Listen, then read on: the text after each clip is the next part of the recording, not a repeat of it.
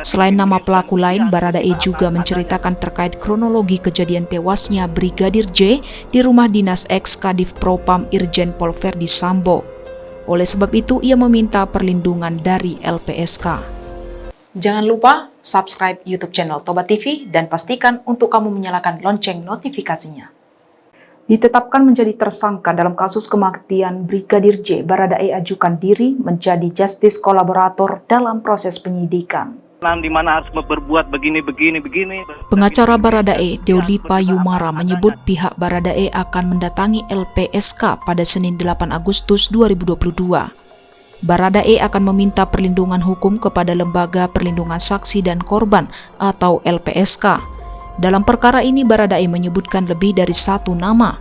Selain nama pelaku lain, Baradae juga menceritakan terkait kronologi kejadian tewasnya Brigadir J di rumah dinas ex-Kadif Propam Irjen Pol Verdi Sambo.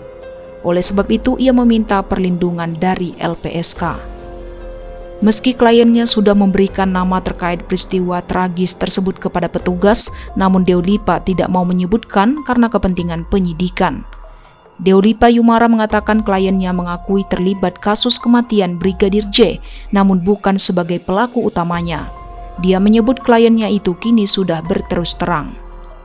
Saat ini Lembaga Perlindungan Saksi dan Korban atau LPSK mengaku tengah menunggu laporan dari pengacara Baradae untuk menjadikan Baradae justice kolaborator. Justice kolaborator ini adalah orang yang memiliki keterangan penting, namun dia juga sebagai bagian dari pelaku. Namun karena keterangannya untuk membantu proses penegakan hukum ini, kemudian perkara bisa menjadi lebih terang, lebih mudah untuk ditangani oleh penyidik.